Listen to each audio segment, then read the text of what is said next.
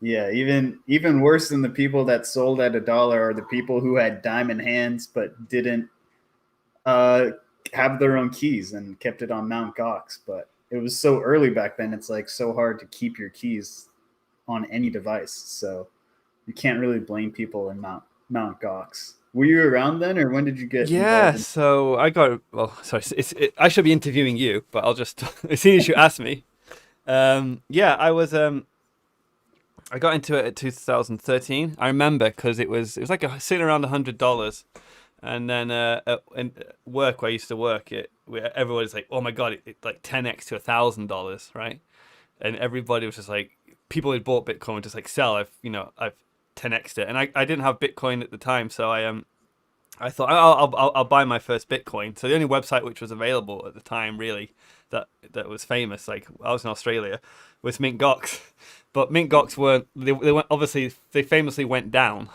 So I couldn't actually get an account. So I couldn't actually buy any. So I guess I got saved in a way, right?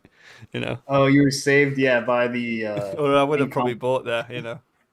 Yeah, yeah, sure. Sometimes being lazy saves you money, and then sometimes being lazy costs you a lot of money. So at time, it saved you a lot of money, or a lot Yeah. of grief. At least. You made money, but losing that, I can't imagine. Like the person we were talking about before, who had lost all their coins and now they're shitcoining to get it back. I mean, yeah, in some ways I feel that because if you had say 100 Bitcoin and now you have 3 Bitcoin, in your mind you should have 100 Bitcoin. So the road to 100 Bitcoin is way easier, I know. but it's less ethical on shit coins. But For the yeah, some audience, people we're have to make just that choice. talking about why people experiment with. I'm going to be a neutral host. Let's just call them like altcoins, but or shitcoins. Bitcoiners, yeah. But I was saying quite a few friends who I know, they were actually early adopters, and they were like, if they'd had their Bitcoin now, they'd be very very wealthy, but they lost their Bitcoin through just like hacks or they lost a private key. And they're trying to regain their wealth through kind of other coins because they think, oh shit, I've lost my billions in a Bitcoin, so maybe I can get it back again on ETH or this other coin. And um, yeah, it's actually it's I think I talked about this with Dominic Frisby a couple of podcasts back. There's actually, I bet there's going to be like a psychological term coined for this. People who have like this traumatic or post-traumatic disorder about they could have been rich, but they messed up their Bitcoin. And Yeah, I mean, there should be for psychologists a whole industry just to deal with the crypto people because the ups and downs just even if you're involved in only Bitcoin or let alone these some of these pumps and dumps, like it would probably take a huge toll on you for sure. yeah, well, I think that's probably, if anybody's studying psychology, that's probably an area they can specialize in. Maybe a crypto psychologist. You probably could earn a bit of Study the genes. I wonder if money there's a with it. diamond hand gene because there's some people who refuse to sell. So maybe we can find that gene and make it a There definitely drug. is. I think I remember psychologists have done this study. It's like a famous one where they do with kids, right? They'll like pick a group of kids and they'll tell them like here's a candy. Do you want this candy now? Or if you don't have this candy now, if you wait an hour, we'll give you 2 candies. And the kids who take the candy now, and they basically track these kids throughout life. And the kids who take the candy now, like, are more likely to be like delinquents, let's say, like flunk school, this kind of stuff. And the ones who wait, who are kind of hold, and they're the ones who become more successful. So there's definitely a psychological trait there. Yeah, for sure. I remember reading about that. It was like the marshmallow or something with marshmallow test or something. And like I've heard Bitcoin being described as the marshmallow test because you have things like Ethereum and the other Dogecoin that are more fun and more active. But so yeah, it seems like people are attracted that get into Bitcoin have ventured off into other coins, and for a while Bitcoin really was just a payment mechanism, and if you really wanted to do cool things with it, uh, it was really just a store of value, and these other coins started getting more applications. But I think with the Lightning Network now, it's, you're able to put your coins to work, and application developers can actually, make apps Well, that, you can put your Bitcoin to use. this is a good segue to the introduction, I think. So Sure. welcome everybody to the MintGox podcast. We just had a nice conversation flow going in, so I just thought we just kind of continue that. But yeah, I just want to welcome our very special guest today, Mike G, who is I guess you're probably, it's early days, but in a few years' time you'll be known as like an OG Lightning application developer. But Mike G Yeah. is building on the Lightning network, and he is a developer of a app called Satoshi's Passport. So, well, let me just ask yourself to introduce yourself and tell us a little bit about who you are and what you're working on. Yeah, well, thanks for having me on. Yeah, my name is Mike G. I've been involved in Bitcoin since around late 2013, and I learned about Bitcoin the same time I learned how to code.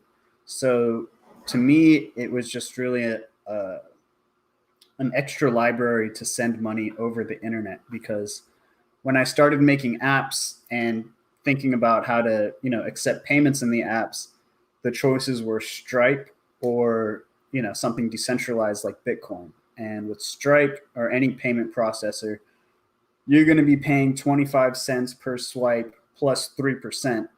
And when I compared that to Bitcoin, there was like no sign up, there was no customer service. I had to ask if I could build an app. So that's when I really started getting into Bitcoin, and I made a few just demo apps in 2013 that involved writing data to the blockchain with an op return, and just to learn about Bitcoin.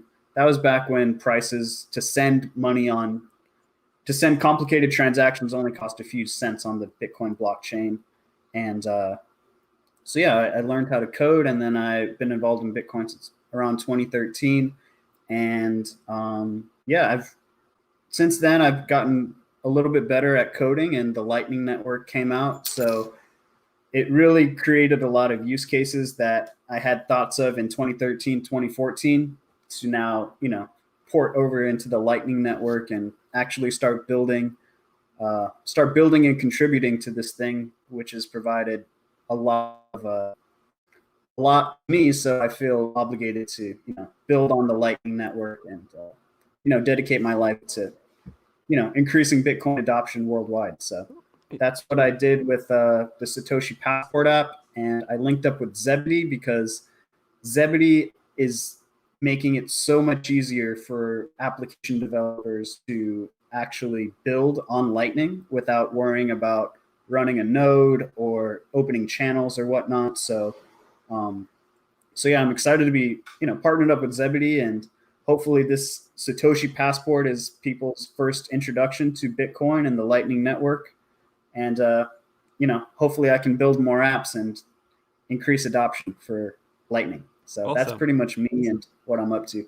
Yeah, we've got a lot of cool stuff we can dive into. I particularly want to kind of dive into what it was like developing back in like 2013, because I was also developing on Bitcoin then, and times have changed. But I've just got Satoshi Passport up on the screen, so we should definitely talk about this. So yeah, for like what's the elevator pitch for what is Satoshi Passport? You said it's a great way to introduce people to Bitcoin, or just it looks cool, but can you just tell us about it? For sure. So this happened when I was basically when Clubhouse started this past summer, and a lot of the questions were of the new people coming in were, there was a lot of repeat questions, and there was just a lack of onboarding experience for new users. So I want this app to be basically a way for people to learn about Bitcoin and, bite-sized lessons, and start actually using the Lightning Network by setting up a wallet and earning Bitcoin rather than thinking about buying Bitcoin.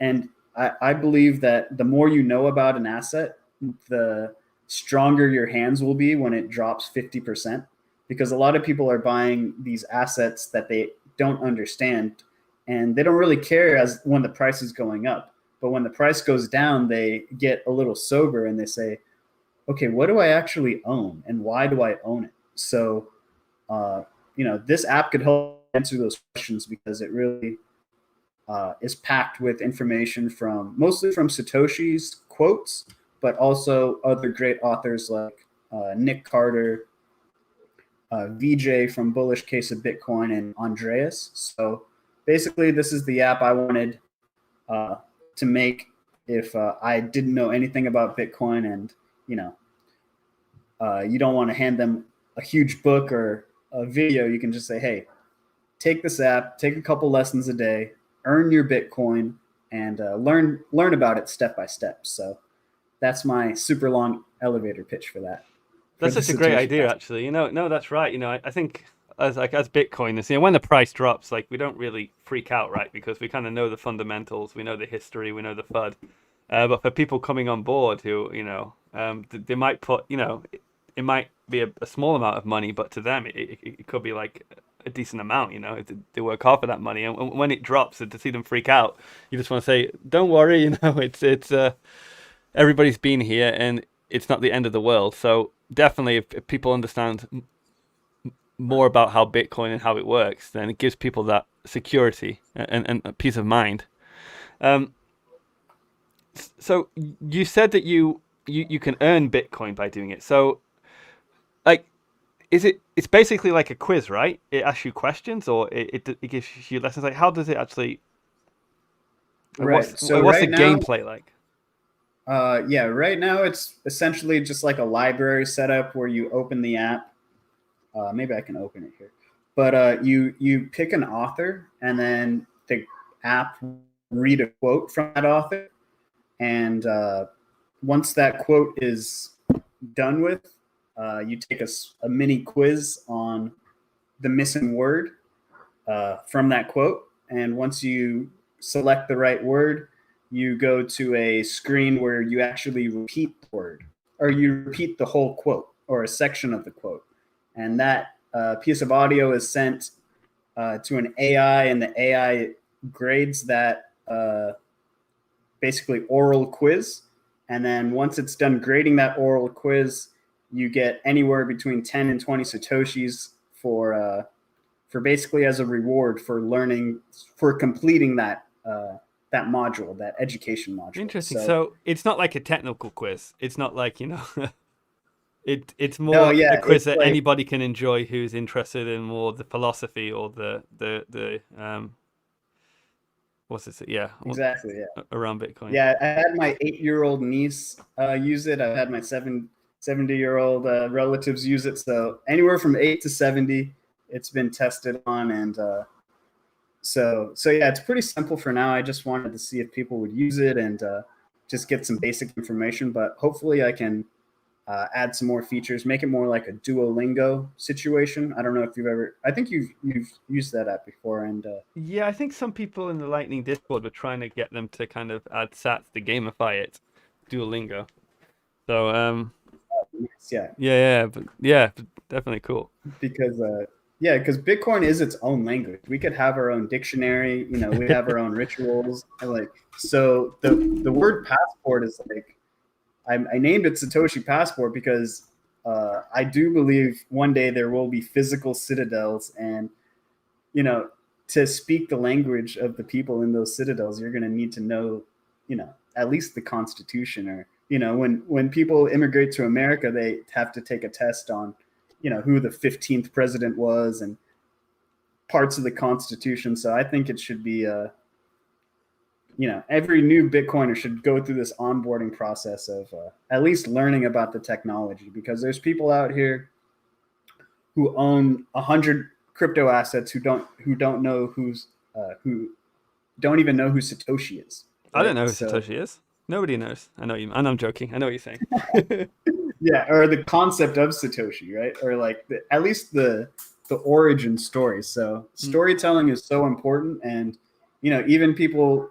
You ask people why they own Doge. It's like, oh, that's fun. It's a meme coin. It has a story, has an ethos to it. So I think Bitcoin is kind of framed as like the boomer coin, whatever, the coin that doesn't do anything, or like it's just like.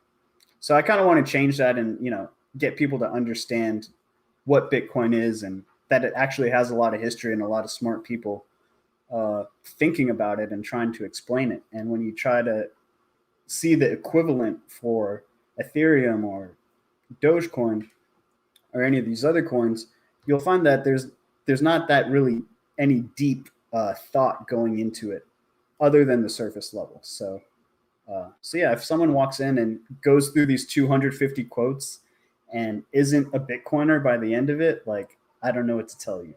I think these are like the 250 orange pills every new Bitcoiner should take. So. And it's it's scalable. I don't have to talk to my friends and explain them Bitcoin to them the 50th time. I just say, hey, download this Satoshi Passport. If you have any other questions after, I'm here. But I think it's a good test to filter out people who are just in it for the season when it's at an all-time high. So, do you have a favorite quote from the game? I call it a game. It's a game. But do you have a favorite quote from the app? I think one of Nick Carter's one was like, the people who understand Bitcoin the least are monetary economists. So that one was pretty good. And well, that kind of goes into that quote by someone else, which is like, it's hard for somebody to understand something if their livelihood depends on it, or something like that. Which or the opposite. Exactly. Yeah. Yeah, I've heard that one too. Nick Carter has some fire quotes. Satoshi always has some, pretty interesting ones. And if you don't, this one's not in the app, but if you don't have time, or basically I don't have time to explain it. Like if you don't understand it, I don't have time. I was going to say that one, yeah. But this app is like kind of the answer to that. I know. It's like Satoshi doesn't have time for you, but you can go to Satoshi Passport if you don't understand it. But there's a wealth of them. I think we need to make a daily calendar of. We have 250 of them right now, so I'm sure another 100, 115 could be scrounged up, and we can make a whole calendar out of it. Sure. Yeah. Awesome. So at the moment the app is available on iOS test flight. That's right. Yes, I released it to the US and Canada app store. Oh, okay. I'm in the UK. That's why. I didn't want people, those click farms in other countries, maybe just to drain all my Satoshis. And I'm pretty patriotic, so I want America to be the leader in Bitcoin adoption behind Sri Lanka. And but yeah, honestly, I just didn't want my coins to be drained. But I'm planning out to give out 1 million Satoshis, and from there, maybe convince someone to invest and maybe sponsor it. So I haven't given out 1 million Satoshis yet. It's about close to a quarter of the way there. So yeah, 1 million Satoshis for everyone in America and Canada. Maybe I'll open it up to the UK since you're over there, and you guys are pretty good friends with America. So yeah, once I get more sponsors, I'll be able to open it up to anyone in the world. But yeah, the app, if you're in the US or Canada, you can go ahead and download it. We got a couple of questions from the audience, actually. Lumpy Charcoal says, please refrain from adding Elon quotes. That's funny. I have something to show you guys. 1 second. Go for it. He's got a nice mempool.space in the background there. I don't know if you guys saw something trending on Twitter the other day. Some skinny brown guy outside of SpaceX, but this is what I stood outside of SpaceX here, and I put up this sign. So that was a good use of the afternoon. I almost got in a couple fights with a couple SpaceX employees. But... Oh, really? Oh, well, we should talk about that. That's fun. You slipped that in there. Okay, so you're kind of protesting SpaceX. Yes, I was protesting outside of SpaceX. Elon Musk specifically, not SpaceX, but... Yes, this was after Elon decided to say, like, to put all the ESG FUD in the air, in the mix, in the middle of our run to 100K. And he just, like, pretty much threw water on the fire and said, hey, we're going to stop accepting Bitcoin because it's bad for the environment. And at the same time, he didn't sell any of his Bitcoin. And that, to me, just seems super hypocritical.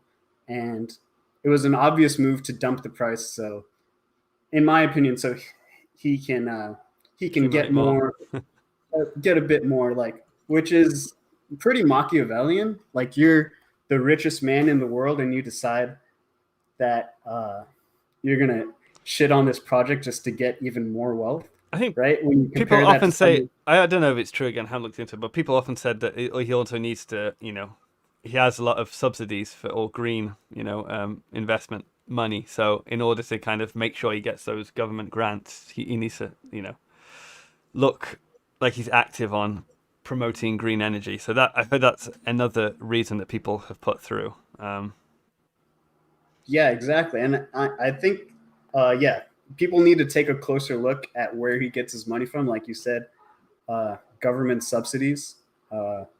there's a lot of that going on, and no one's asking about how much methane is going into the air every time a SpaceX rocket goes into the blasts off. So yeah, it's just really hypocritical, and it was just, no matter what he does from this point on, if you're a true Bitcoiner, you're never going to forgive Elon for basically sidetracking Bitcoin for this, for what he did. Even if he comes out with the super power wall with the Bitcoin miner inside and the Bitcoin node, what he did in the first quarter of this year, made Bitcoin stronger, kind of. Well, I think he hurt a lot of families. I think for me, actually, the pumping Dogecoin I found kind of more questionable, because like a lot of people probably like did silly things. I know there's personal responsibility as well, but I can imagine lots of families or fathers probably, or mothers probably, like took out a loan or remortgaged their house and put it in Dogecoin and lost a lot of money. So yeah, I mean, a lot of people's first introduction to Bitcoin was through Dogecoin, and it's crazy. It's crazy, isn't it? He called himself the Doge Father, and ever since Saturday Night Live, it's down 90%. Even though it's up 50, 60x since this time last year, he really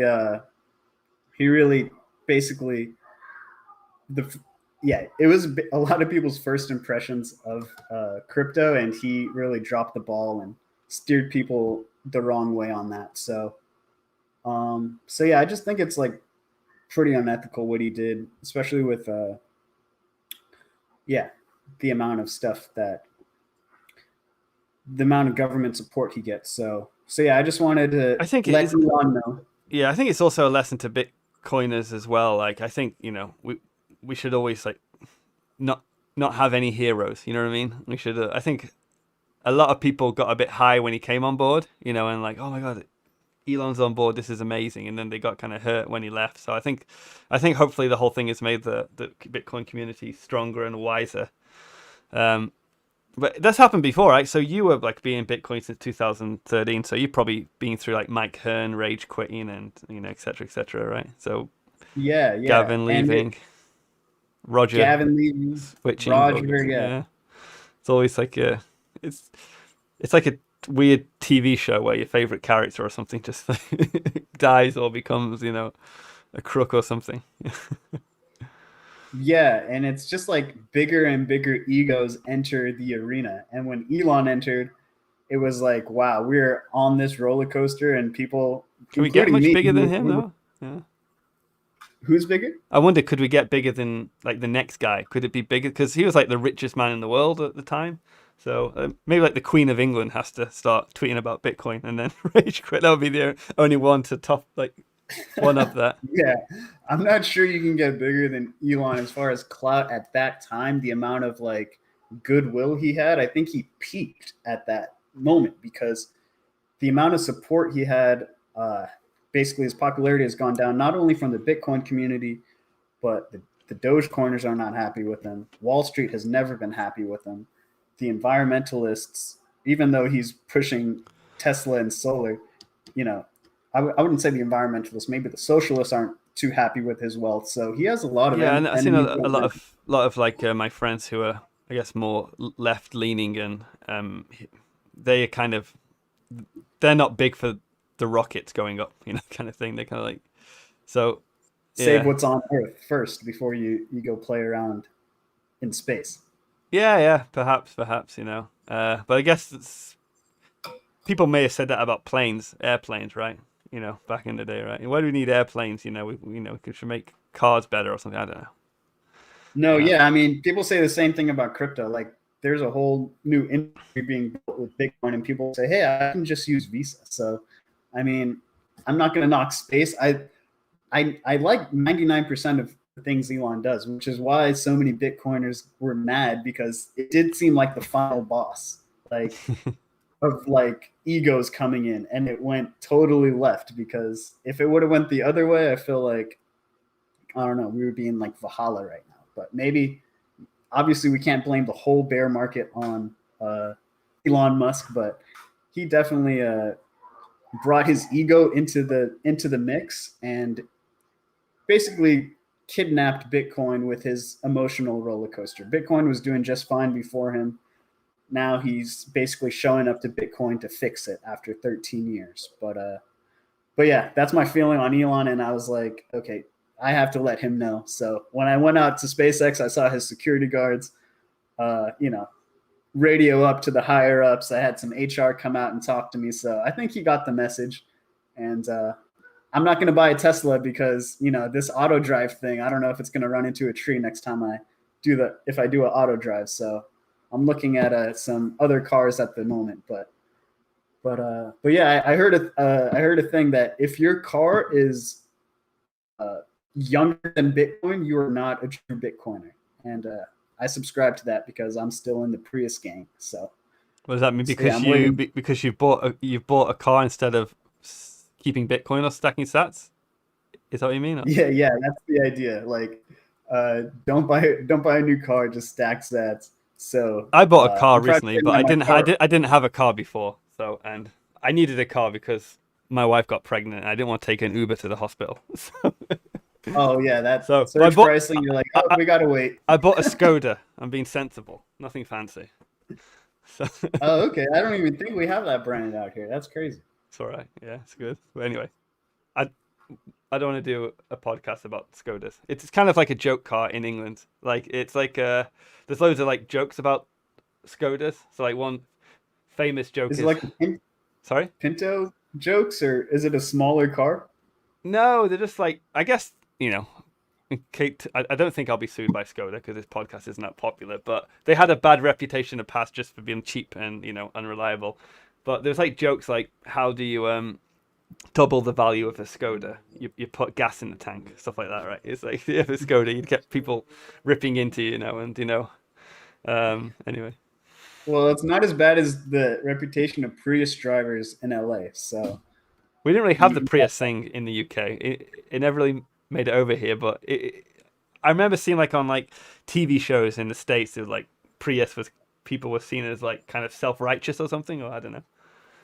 Yeah, we don't know how to drive, and there's a famous picture of people smoking cigarettes out of their Prius, like just total hypocrites and stuff. So, but yeah, I just did it because, it was the cheapest car I could buy with Bitcoin at the time, and I still regret it. I should have been freaking on my bicycle these past 4 years, but yeah, with the way car prices are going, I could probably sell it for a profit, make some sats right now. So we'll see. Cool. Anyway, let's just switch up a little bit and let's just talk about. So you were started to develop your first Bitcoin app in around late 2013. You said, so that was way before Lightning, right? Yeah. I was just trying to understand Bitcoin as like a shared database and what you could do with that. So to rewind, I was in college for film, and essentially the business side of entertainment, how money was made. And it turns out that a lot of money is made in the TV world on sports, right? Because even today, 8 years later, sports are still a huge thing because it's not something you can rewatch. Like, I missed one of the NBA Finals games. I'm not going to rewatch that game because you have to watch it in the moment, right? It has to be live. Yeah. People don't watch. So actually, ESPN makes the most money. When you see $100 cable bill, or when we used to have cable bills, ESPN was getting $7 to $8 of that. So I was in college and I said, okay, this ESPN TV sports stuff is going online, so I need to make a sports app somehow that makes money. So my idea was first like an ESPN type app focused on sports video, and then I started looking at Yahoo Fantasy Football, and I said, oh wow, this is huge, this is pretty big, and I can integrate Bitcoin into it since it's like a payment mechanism to pay people back and forth. So the idea was to create a fantasy football app that stored your lineup in the op return, and like quote unquote Oracle that would get people, me from my laptop, posting a score from an address, and then people could score their own lineups based on the op return. So it was just a proof of concept, and I was using at the time Bitstamp was, I think it was not Bitstamp, BitPay had a JavaScript SDK that was actually pretty useful. That allowed me to write Bitcorelib, right? It's like Bitcorelib or something. Yeah, I remember. Yeah, it was crap.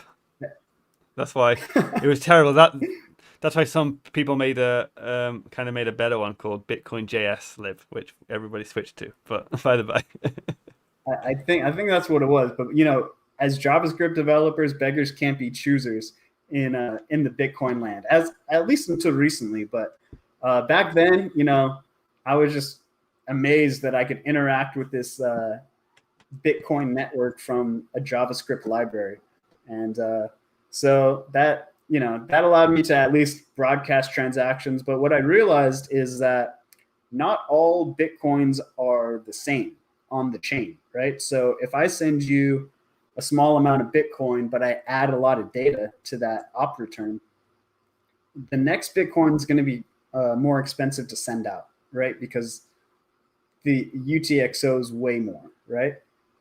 Yeah, so just for our audience who aren't technical, op return is a way to basically put messages in a Bitcoin transaction. So when you send a Bitcoin transaction, the only information there is basically the amount and who it's going to.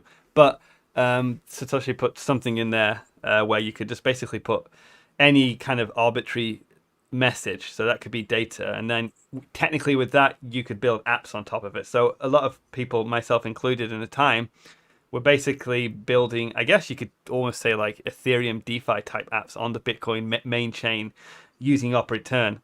It was very contentious because a lot of people came to the conclusion that Satoshi really shouldn't have put it there. It's not a scalable thing to do. And it clogs up, well, there were worse ways to do it before. So, but ultimately, if a Bitcoin is used for other things other than Bitcoin transactions, if people can put data in there, you just basically going to increase the transaction volume and fees will go up, and it'll hurt it for people who want to use Bitcoin. But it was kind of cool at the time.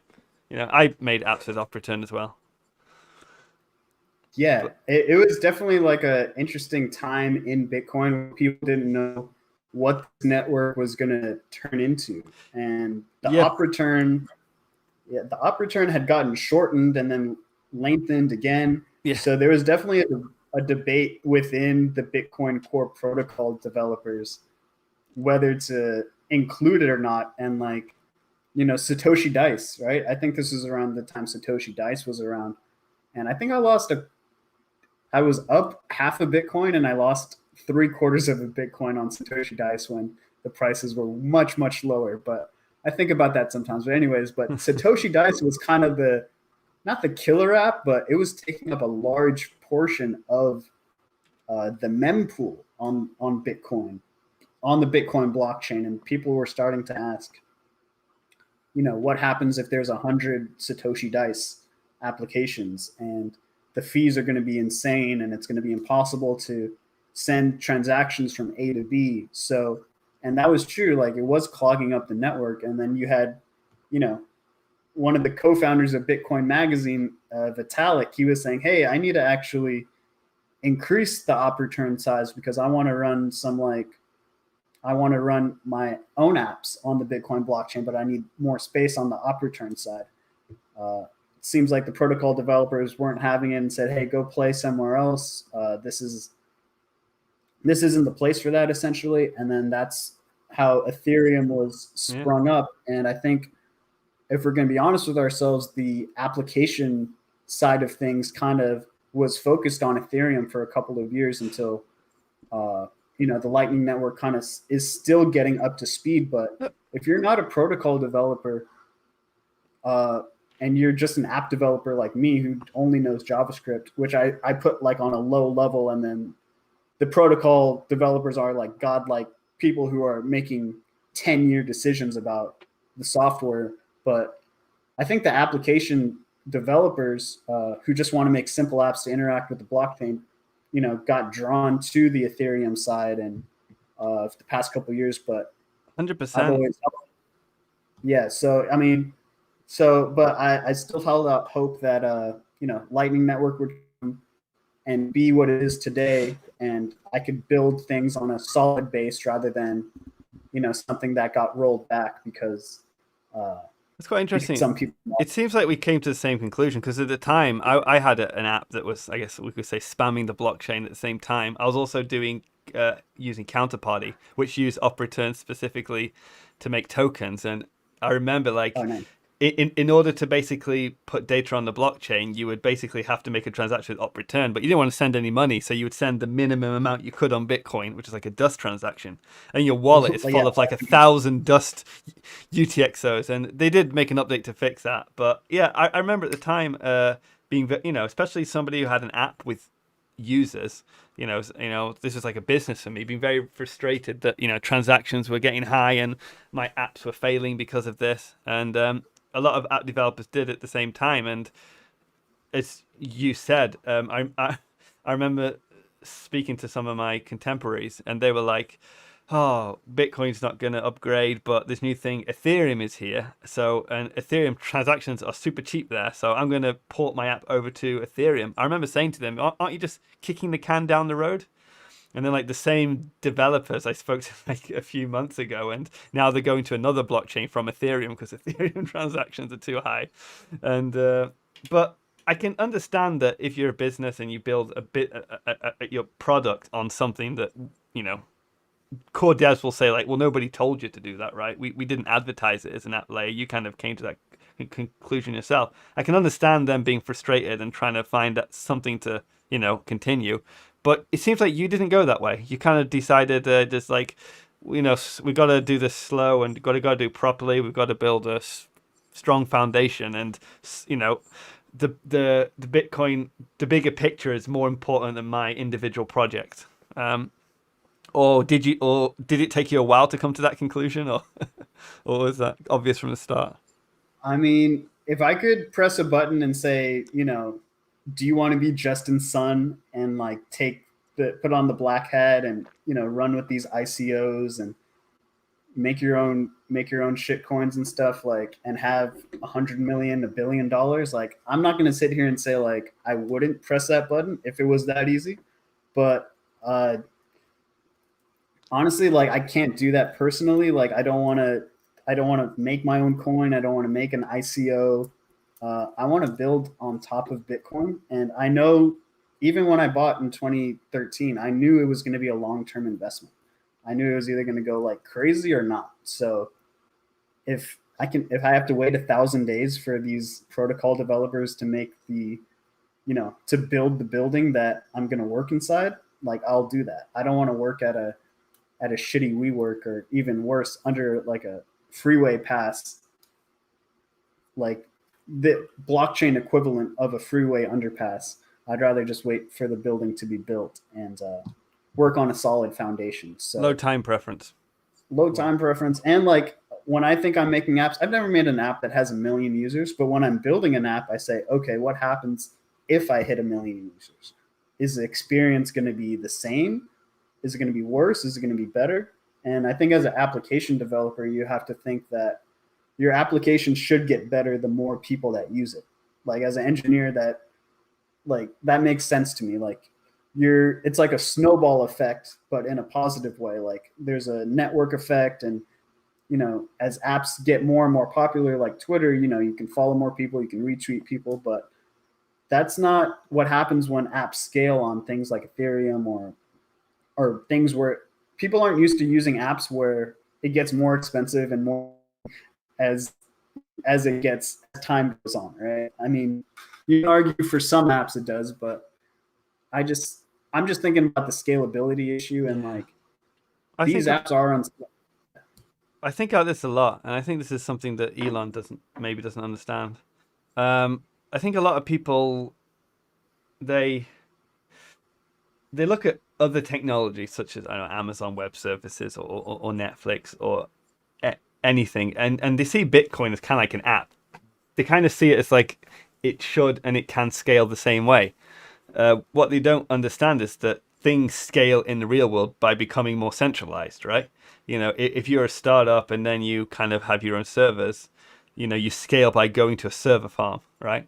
Or using, something, right? You don't scale by becoming more distributed. And I kind of see Bitcoin in a way, it's kind of like it's an anti-technology, I like to say. It's like the reverse of a technology. Like a technology really is, it seeks to become more, like the goal of it is, like an app is to become as usable and scalable at any cost. The most important thing is the usability and are your customers happy. But with Bitcoin, we have to kind of take a step back and kind of, think long term, and understand that its most important property is it can remain censorship resistant through decentralization. But people from the tech industry, like somebody who, let's just say, worked at PayPal, will come in and say, "Oh, we had this issue at PayPal and we scaled this way." Like, no, we can't scale that way with Bitcoin. It's not the same type of technology. It takes a while to learn that, and I was the same, right? I was a big blocker when it first started, because it just, that's how technology scales in a way. Well, it does and it doesn't. So I think the argument that you scale in layers was also kind of true, right? Like the internet, we built protocols on top of protocols, so that was quite attractive. But yeah, it's quite interesting as a developer that you come into a technology, and like any other technology I've been on, scaling issues were solved. Just, oh yeah, we'll just kind of upgrade or we'll become more centralized. No big deal. But when you can't do that with Bitcoin, it's like, we can scale. It's got to wait 10 years for us to make the Lightning Network and make it work, that kind of stuff. It takes kind of strong hands and low time preference to do it that way. Yeah, you just got to realize what stage we're in the progress, I think. And I think if you try to make Gmail, if you had tried to make Gmail in 1990, it wouldn't be that great because not everyone had an email address. We had to go through the whole, ISP phase and like literally laying out millions of miles of fiber to get everyone online. So an email account made sense to them. So I think that's where we're at right now, is like we're laying down digital fiber lines with the Lightning Network. And then, I think we haven't seen the Amazon.com of Lightning yet, but I think we're in like the early 90s or something, where like people are first getting online, and then, first interacting with the web. Because I don't know if a lot of the listeners know this, but in the 90s, the software used to come in a physical box, right? There was no software as a service application. So you were still using computers, right? You went to the store, you bought Math Blaster 9000, or you bought Windows 90, whatever, and you physically put that in your computer, and you interacted with your computer. That's different than what happened when the web was basically went mainstream, right? It connected different computers to each other, and that added a whole application layer where, 10 years later, you didn't have to buy software in a box. You connected your computer to the internet, which was connected to other computers that made applications that you have access to. So right now, I think we're in the space where people are buying their software in a box, aka they're storing their Bitcoin either on their personal device or on an exchange, and they're waiting for the number to go up. But what Lightning allows you to do is connect different wallets to each other and, do novel things in a way that people who use the internet are already used to, which is low cost, almost free. And it adds like some magical properties where you can actually transfer value over the internet without a bank. So that's kind of where I think we are right now, as far as the Lightning landscape and what Lightning adds to the Bitcoin blockchain. So yeah, I forgot what the question was. But no, it's good. It's like, I think we're just recognizing that it's still kind of early days, and like I think everyone knows about Bitcoin. Like most people will know about Bitcoin now, right? If you ask like a random person in the street, they'll have heard of it. But nobody knows about Lightning, right? And it's such early days. But I think it's exciting to see the applications that are being built. Yeah, I hope I'm one of many, and there'll be a flood wave. I think every software developer will, it'll just be part of their tool set in the future to say, oh, we need payments. Okay, import the Bitcoin library, import the Lightning LDK library, and let's accept payments. So Yeah, I think it's going to take a little bit longer for, I think, because a lot of the energy, I think we could be a bit further ahead with apps than we are now if the whole industry hadn't like left Bitcoin to go on like other chains. And I think that's what I noticed is like I was quite lucky in a way because everybody left to other chains and I was just like left as like probably me and a few other people were like yourself included. There's like a handful of Lightning developers, and we're just kind of left making it everything. But when those thousands of developers start to, like they already are, I think, in my opinion, starting to get frustrated with other chains and realizing it's not basically fulfilling the promises that were made. And once that energy and investment comes back to Lightning, which is working, right? It's going to be great. I remember we went to like a blockchain gaming like meetup in Manchester in England, and this is like, well, it must be like 2 years ago, a year and a half ago. It wasn't recently, but we were showcasing our projects, and like I remember like some of the people who were building on other chains, like what, you actually made something that works. It's like, yeah, because we basically had a game and we told people in the audience to download the Lightning wallet and they could just like play the game there and get like, oh wow, like, oh, it's actually working, because all their things were like, still in the works, and the wallets weren't ready yet because they're like new chains and it wasn't scaling, so they were waiting for like the side chain tech to come, or for ETH 2.0 to happen, and then I'll upgrade to that. So yeah, it's quite funny. yeah, there is so much vaporware in the blockchain space, and especially in I imagine the Bitcoin gaming space as well, because A blockchain gaming space, I people, mean. oh yeah, blockchain gaming space, because the features of other blockchains is they're faster, so they can do X, Y, and Z. But yeah, I think the fact that you said like people are waiting on wallets and other technologies to come with Bitcoin, you have so many people working on things that you can. It's like having a giant set of coworkers that you can pull things from, like the LDK, Zebedee API, so many other things that will make it easier and easier for developers to get onboarded. And uh, yeah, hopefully we can attract some developers back. There's been some. I've seen some DApps that are uh, trying to replicate the real world, like either a Spotify or a Netflix account. But I really see those things taken off on Lightning Network, and I hope I can figure out how to stream Sats. I'm getting my Lightning hub up right now, opening channels. So if anyone out there wants to open a channel with me, just DM me on Twitter. I'll definitely be interested in that. But yeah, I think the streaming Sats meme will become, once people actually see that in their own hand and are able to also cash out if they want to. I think that would be like the light bulb moment for a lot of people. And I saw that Zebedee had hooked up with Bitstamp on the exchange. So how does that work on the integration with Zebedee and Bitstamp? And do you guys think that's going to drive adoption up, or how do you think that's going to work? Yeah, well, so that's actually quite exciting, and I need to be careful what I can exactly say because obviously it's still in. It's like they have confirmed it, but it's not. It hasn't. We haven't pressed the button to go yet. But Oh, that's just okay. basically the. So Breaking news. at Zebedee, our main focus just to onboard. Like we're not actually focusing on onboarding Bitcoiners. We're focusing on getting non-Bitcoiners or gamers into Bitcoin. So it's all about making that as easy as possible. And obviously, if you use a Lightning wallet at the moment, it's if you don't have Sats, it's quite hard. Like if you're a new person who's heard about Bitcoin, you get the wallet and you kind of go, okay, well, how do I put Bitcoin on the wallet?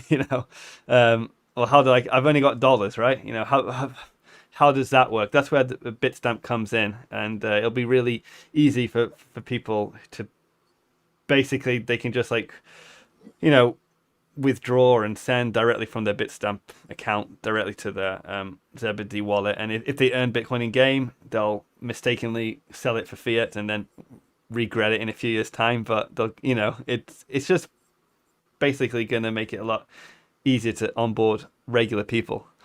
But I was just going to plug something. You mentioned streaming payments, and there was another game that has just come out that's built on the Zebedee API. So just for our listeners, Mike G is a developer, and he's using the Zebedee API as a developer to help build this app, which is awesome.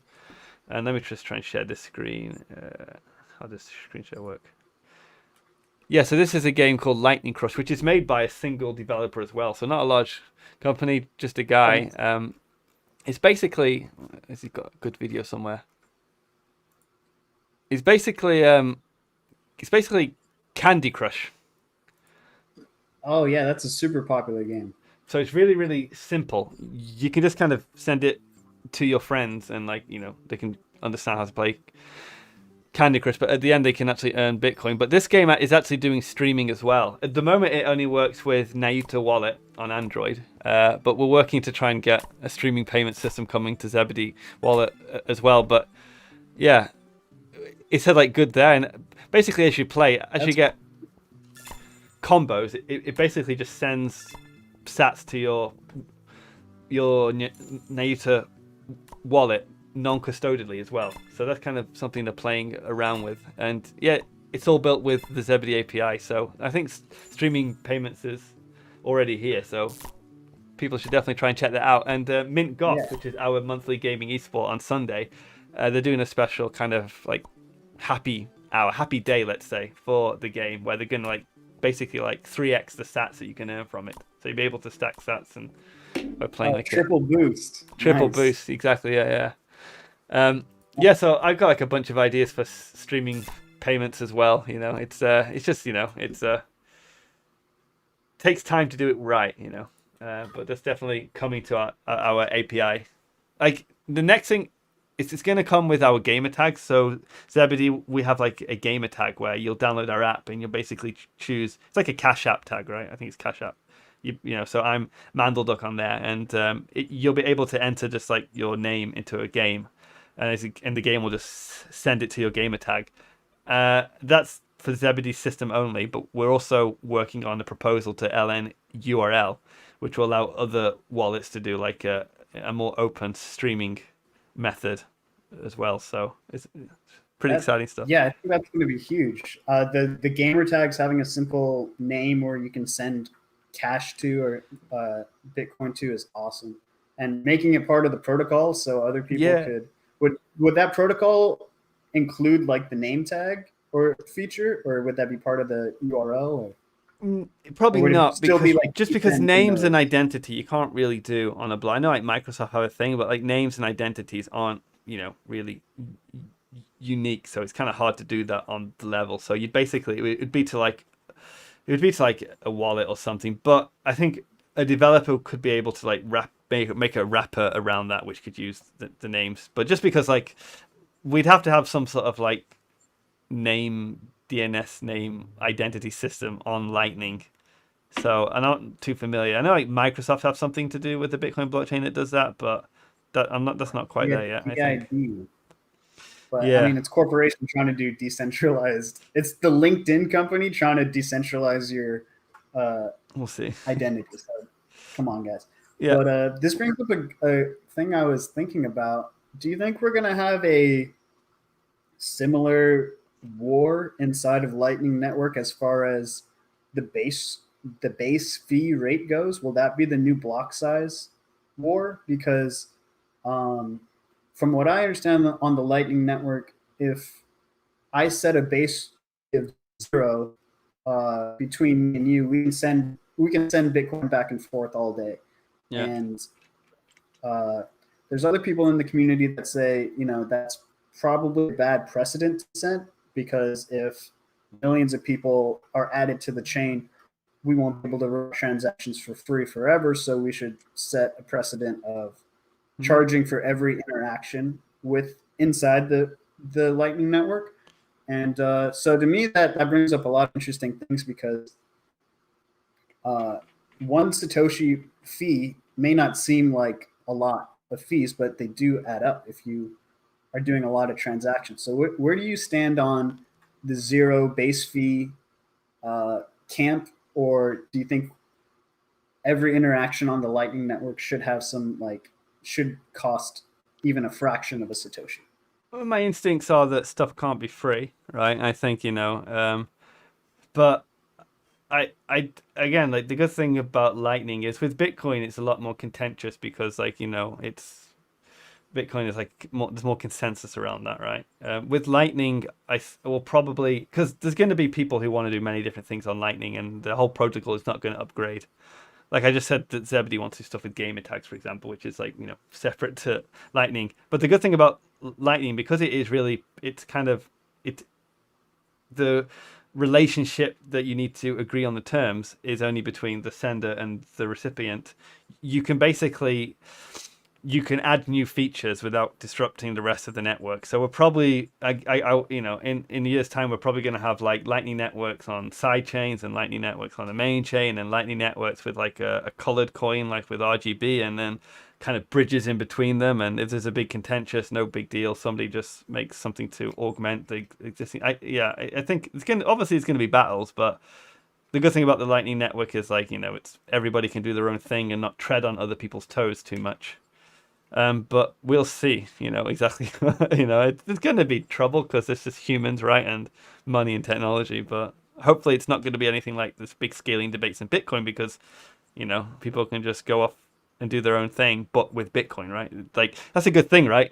With Bitcoin, if you want to go off and do your own thing, you always have to make a different coin, like a shit coin, right? You have to make something like Bitcoin Cash because you disagree with the network and you've got to do something different. But with Lightning, you can still use Bitcoin, but use a different Lightning network, right? You can still use the same Bitcoin. Yeah, that's true. It's more of a voluntary network, and if this channel over there, if these two channels want to do zero base fee, they're free to do that. If there's another channel that only accepts 5 million Satoshi channels and only wants to do big interactions, they can do that too. So I definitely think that's a good feature of Lightning where, compared to Bitcoin, if you want to set the op return to 60 characters for every single transaction, it's going to be a bigger battle than setting your own settings on your own node. For sure. Yeah, exactly. And I think we've seen that from the beginning of the Lightning Network, actually, because I remember when Lightning Network first came out, they kind of put one thing, they disabled mainnet. You can only do it on testnet. And then they also they had a max channel size, and people just kind of undid that themselves, right? They said, I'm going to make mainnet, I'll switch that on, I'll be reckless, and then I want a big channel with this guy, so we're just going to agree that me and you, we're just going to remove the channel limit on our node, and we'll just do it between us two. We're not going to disrupt. So that precedent has already kind of been set from the beginning. But I think the biggest battle will probably be over the naming of sats, or the icon for sats. That's there's still no icon for sats, right? That's probably going to be where the wars we have Jack Butcher, I think, had entered the ring. Did you see his double triangle Satoshi brand? I don't know who Jack Butcher is. Is he? Oh, one of my friends is part of his I don't know what you call it, a cult or a Discord group, or posse. He's the visual value guy, where he will draw basically it's where all the content creators meet up and learn how to content create or something and visualize value. But actually a lot of crypto people, I believe Pomp, Dan Held, so basically the crypto influencers learn how to be influencers essentially. But he has a huge following, and he tried to make his own Satoshi icon, which he goes into detail, but it looks like an hourglass thing. And then what other Satoshi designs have you seen? I've seen that one and one from Bitcoin Design. At Zebedee as well. We've also experimented with it, but at the moment I just settle on Sats, SATS. It's literally spelling it. It's probably not the best way, but again, I'm not a typical user. Sitting on a couch. literally sit. It'd be But yeah, interesting where do to you see. think the legend of Satoshi will go in 10 years? Will he be like kind of forgotten about, or he's part of the lexicon now? Stack sats, you know, Satoshis is going to be base value. So It's like saying, would what do I you, don't know. I think cult figures, like not cult figures, but leaders never really get forgotten, right? Like, people still talk about Jesus, for example, right? So it's just yeah, like 2,000 years Satoshi later. will always be there. Um, yeah, I think maybe we could have some revelations. Maybe more evidence comes out that points to a certain person being there, or maybe another person comes and claims to be him, and a bunch of new people believe. I don't know, but hopefully the community learns to care less and less about it. How about you? What do you Yeah. think about it? Yeah, I think the legend grows every day, and the less information there is out there, the more the myths grow and the more the affinity grows to Satoshi. So Yeah, yeah, I think it's a great trend. we still haven't had like the famous Bitcoin portrayal like in a movie or a drama about Satoshi, right? So obviously like like Jesus, for example. Sorry to pick Jesus an example, but it's just the first one came to mind. But like obviously there's been movies, and I guess like people have an image of what Jesus is like. He's like very kind and hippie-ish, and he has like long hair, and he's like Caucasian for some reason, even though he's from like the Middle East or something. Middle East, But there's kind of there's a character there. But with Satoshi, I guess there hasn't been portrayed in like there's no Hollywood film with him that has kind of set. I guess the image of him is there's kind of like the idea of like just a general like cypherpunk Guy Fawkes mask, but no one thinks that's Satoshi's himself. That's more like a representation of the movement. But well, you studied film, right? So maybe this is what. well, yeah, I'm a flunk out, but yeah, I've always been interested in entertainment, and I'm waiting for the Satoshi movies. So I Probably think a yeah. guy named a VC named David Sachs actually owns the rights to, or not owns the rights, but he owns the right to some sort of Satoshi movie. He bought the rights or something, but there's like 100 different Satoshi movies we can make, origin stories. It could be the new Marvel. So I think it has any to wait a filmmakers. while, right? I think like probably again going back to Jesus, like the stories didn't come out until like many years after, right? And when everybody who was like around or any was dead, and it went the whole thing had cooled down, and then because at the moment, if you kind of put out a specific character, there's too much people. It's still around in recent memory, but I think once after everyone is like really forgotten, then a character will probably stick more because you have more of a blank canvas, perhaps. I don't know. Yeah, people are too entertained about what's happening day to day for a movie to come out now, but I think it could be influential because remember when the Social Network came out, that the Facebook douchey movie with Justin Timberlake and stuff. Yeah, It I was remember. very, it was, it was very just like dramatic and stuff, but about Facebook. But it got a lot of people interested in wanting to be entrepreneurs for better or worse because they're like, oh, I want to be the next billionaire. So that Yeah, that one was pretty fast. So I hope there's a social network level Bitcoin movie, but yeah, we might have to wait a while for that one. they'll make one Figure about out who the they'll make one characters. about Vitalik instead. No. Yes, him and Ashton Kutcher can star in it. Did you see that video? No. Just yeah, it's funny. It's like Ashton Kutcher is like talking to his wife in his kitchen about asking her about Ethereum, and then it just Really? pans to Vitalik on his coffee table, and it was like a sketch show or something. It was hilarious. Really? How do you spell Ashton Kutcher? That's a hard one to spell, but yeah, it just I popped found off it. yesterday. I saw it on my feed, and someone said after 6 years, Vitalik still can't explain Ethereum properly. Is this the one? Hold on, let me play it. This one? Yeah, that must be the one. Hey, Yeah. babe. Yeah. What's crypto? It's digital currency. What's the next one? Hey, babe. Yeah. What's blockchain? It's like what information's stored on. So like, it's what information is stored on. Hey, babe. Yeah. Recently. What's decentralization? Oh, there's not one person in charge of anything. So it's everybody keeps everybody else in check. So there's not one big like unit or entity to uphold everybody to the same code. It's the people holding each other responsible. Hey, babe. Yeah. What's Ethereum? So Ethereum is a general purpose blockchain. So unlike other blockchains like Bitcoin, for example, that are just designed around one application, so the way that Bitcoin I want to see the cam on Mila Kunis's face as he's talking. Ethereum is an open platform that allows people to build their own applications on top.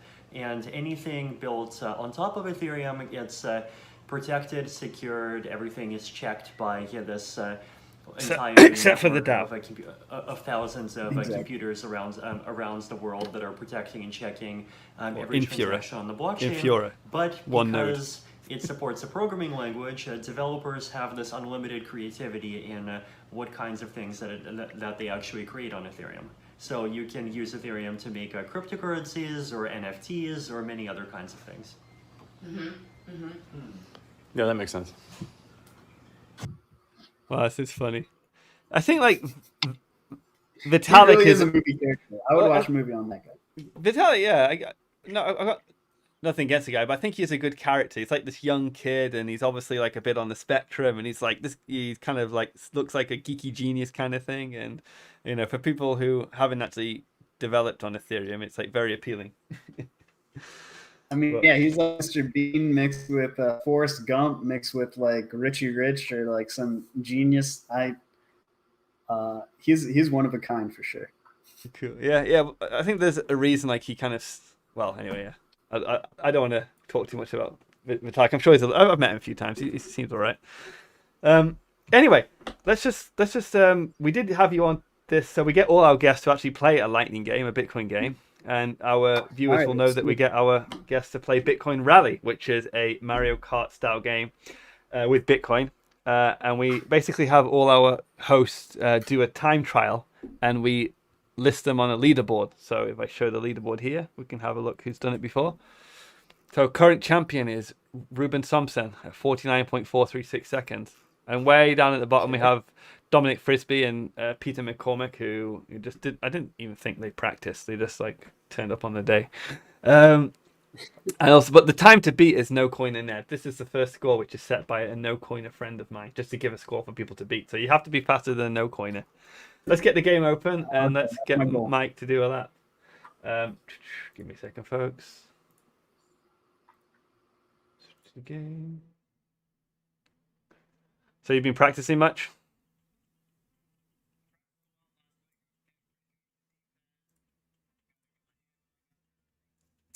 Just before, you remember the... Okay, that's your... Okay, interesting. But you remember the password, remember? Don't say it out loud, but I did... Yeah, I'm going to make the game right now. It won't be there yet. I've got to make it. Super secret password. It's quite... So Mike is going to do 4 laps of Satoshi's Village, and he can collect some Bitcoin along the way. Password is and I need to do this. No, I made a mistake. I've got to do it again. Ignore me.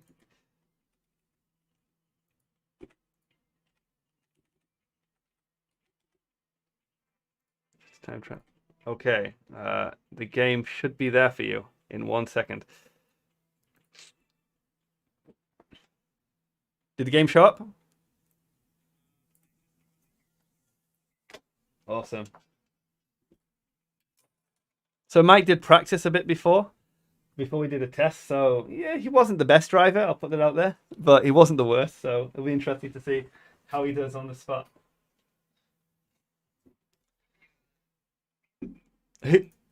Okay, you want to? Well, I think you told me you want to beat Peter McCormick. So that's 75 seconds. You got to be fine.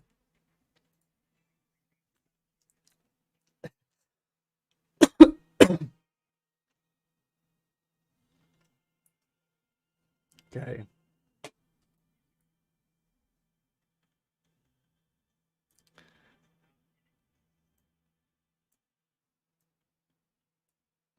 Are you much of a gamer?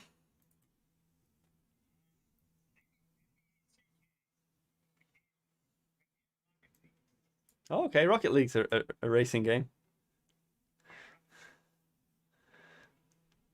People keep asking us to add Bitcoin to Rocket League, but it's hard to. They won't let us do it. Okay, so the first lap is just like a real practice one, just to get his bearings, but it really counts from the second and third lap. But so far, okay. This coming up with this is the most difficult turn, I think. So, got a bit too narrow there. Off.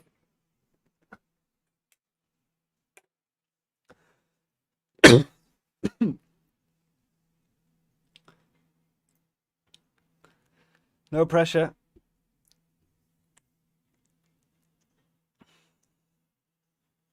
Oh, there is a random cow that appears as well. I'm not sure if you realize when you practice.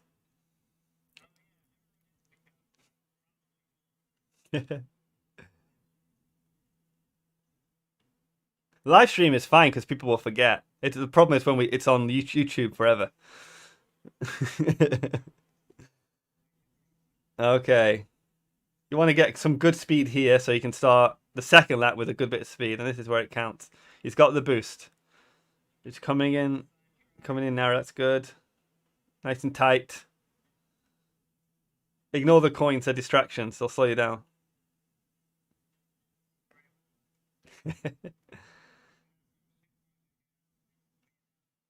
It's true. We get a lot of hate though from troll armies. Oh, that one, yeah, always everyone crashes there. It's no big deal. Good. Bend. Looking good. Got the speed boost. Oh, that's all right. Didn't crash, but could have taken that a little bit smoother. Speed boost again. I would say you've had, because we cancelled last week because we had an issue on my part, but you've had a lot of time to practice. So you've got no excuses, my friend.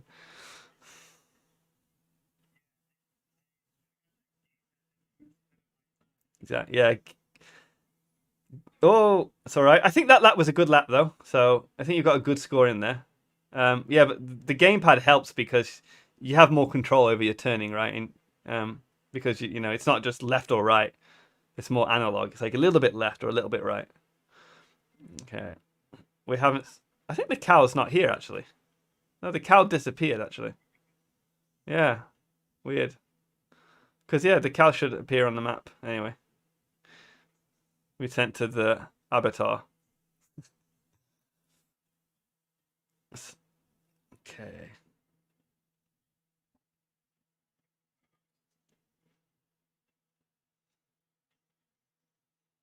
Halfway through. It's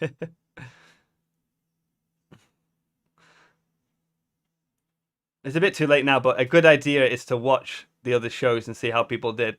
So what Ruben Somsen did, he studied Nicolas Dorier and found his weak points and his strengths and managed to beat him.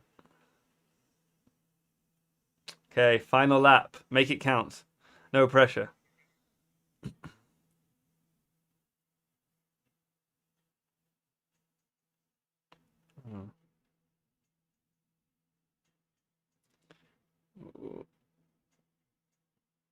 I don't want to talk just because I'll distract you, but I need to keep the stream entertaining. Oh wow, it's bad.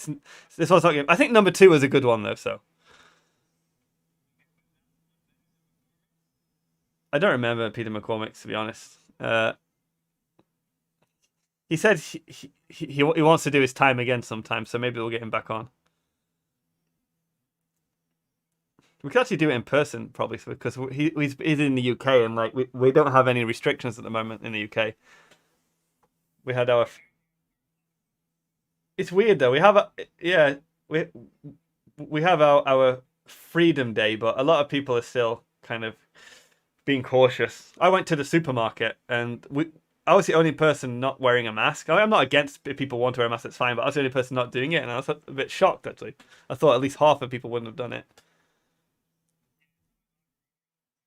Yeah, but at least at least I can smile at people and look friendly. They can't smile, but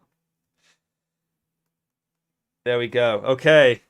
You should be able to withdraw your coins. So go for it.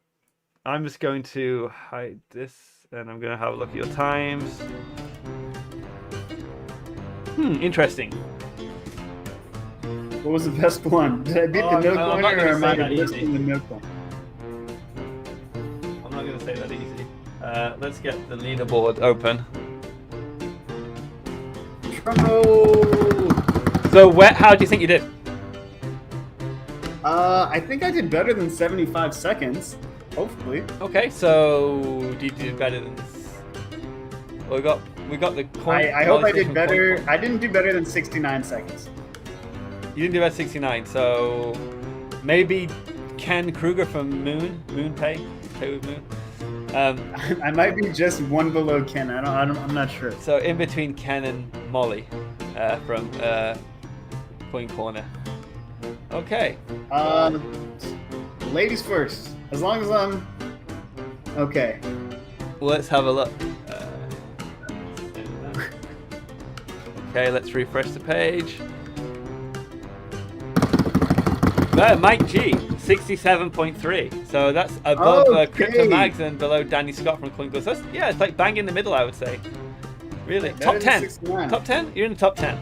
Top 10. Nice. Not bad. It's good. How do you feel? I feel great. I want to thank my parents, and I'm going to Disneyland, and I'm going to SpaceX, actually. How many sats did you get? It said 2,700 sats. Okay. So awesome. You also got 2,700 sats. Cool. So if people want to play this game, we have a MintGox, which is our monthly esports on Sunday. So join that. We're actually having a Bitcoin Rally tournament. But we also have some fun races. So the tournament, you'll need to join our Discord, and we're doing qualifiers on Saturday, the day before. But after the tournament, we're going to do some fun races, which are just like casual online races. Anybody can play and just earn Bitcoin if you play.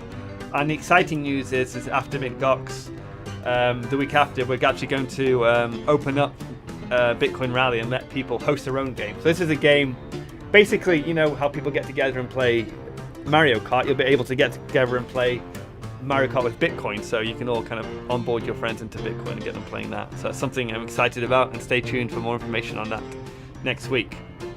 That's so awesome. Yeah, this is going to be a great way to orange pill all your friends. They don't have to listen to you talk about monetary theories. You guys can literally just drink and play some games and earn some sats. So yeah, well, looking forward to that. Same with your app as well, right? Apps and games are a great way to onboard people. Like, you know, I bet no one's ever played a game and just like got like money sent to them. Like, yeah, it's either you're putting the quarter in, you're not getting quarters out. So Zebedee is the reverse arcade for sure.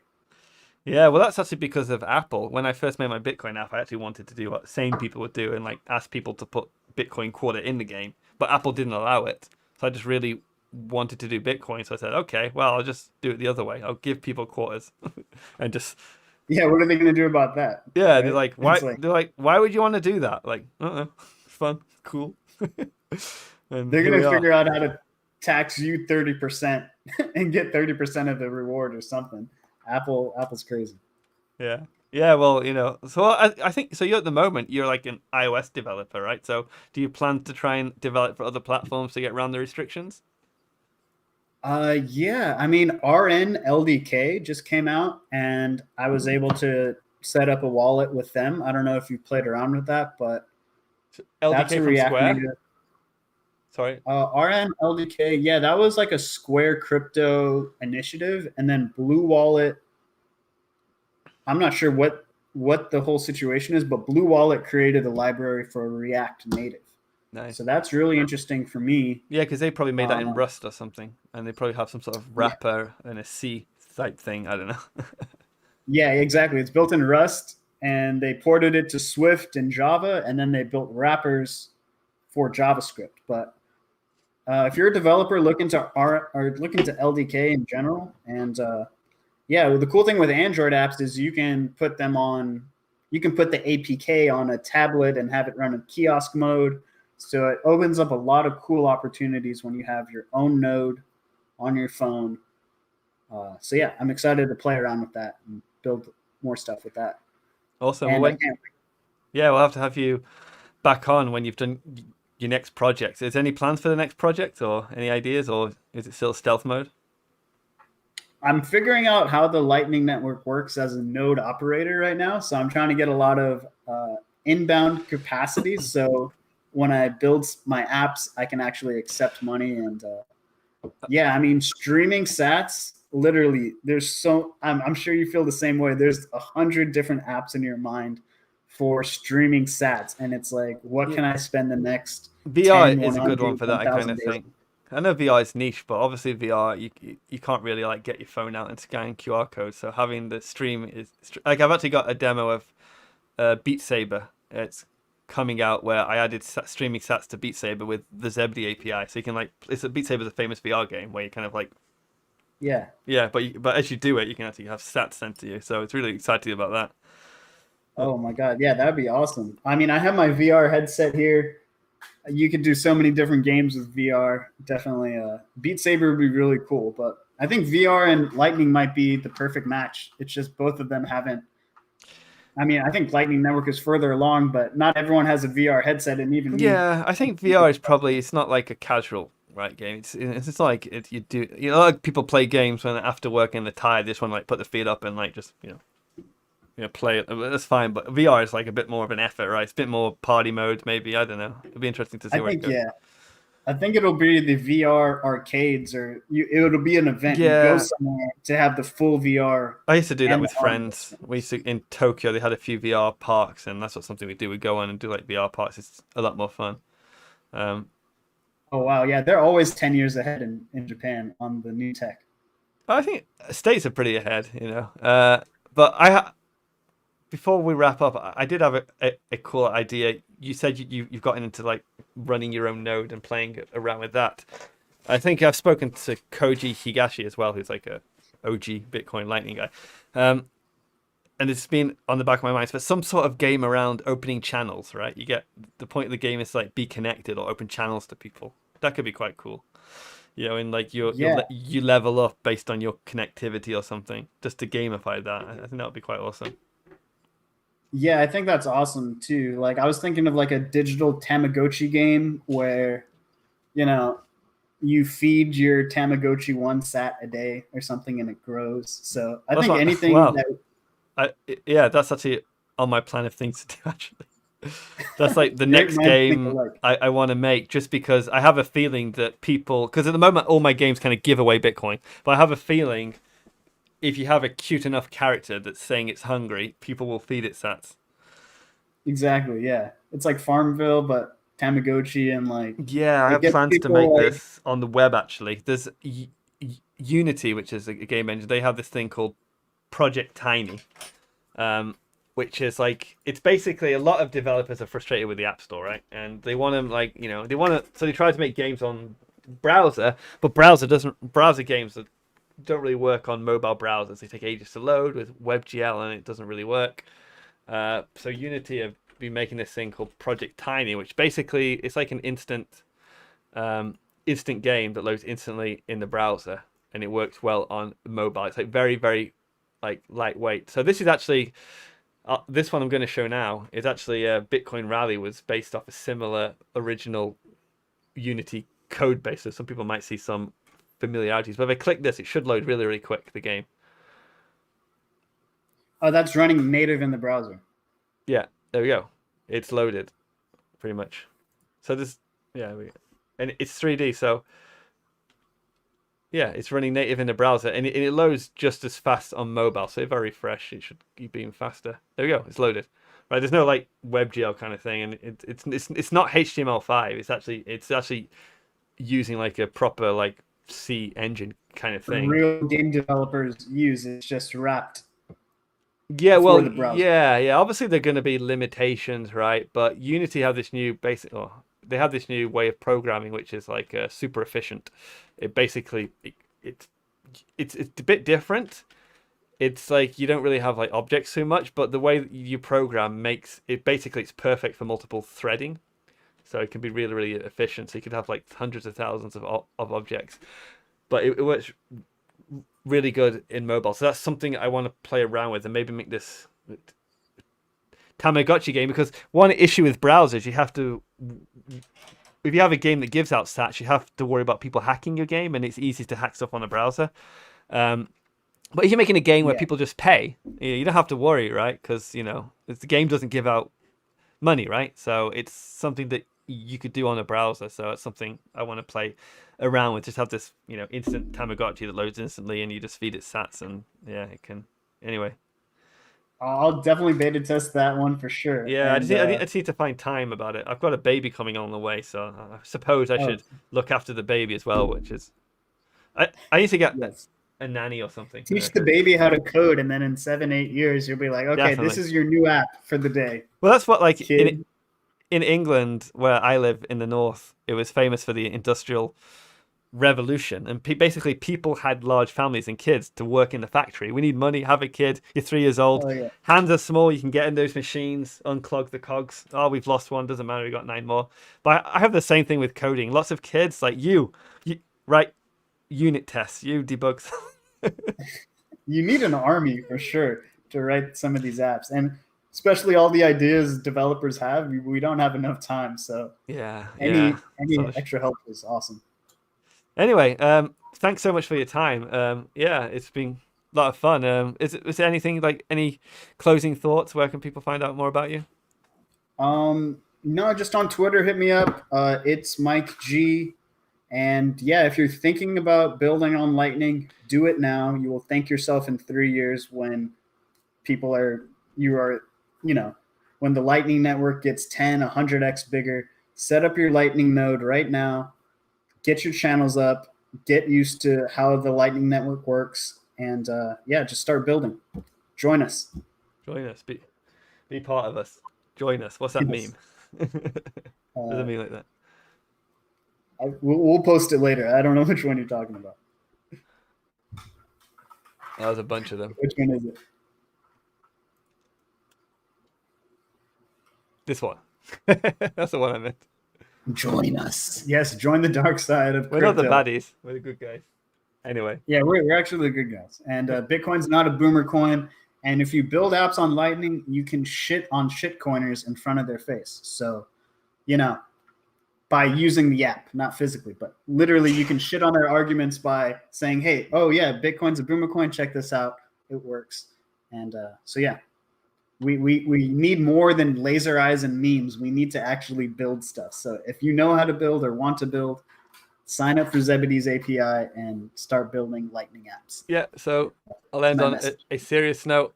Zebedee, we are developer focused, so we have a bunch of documentation, and you can have a very cool dashboard where you can easily add Bitcoin to any application. It doesn't matter what your language is. So check out at zebedee.io. We'd love to kind of chat and work with cool people making cool apps. Yeah, and it's very easy to use API, so definitely try it out. And thank you for letting me be one of the first to use Zebedee's API. No worries. More than welcome. Anyway, thanks people, and we'll see you soon.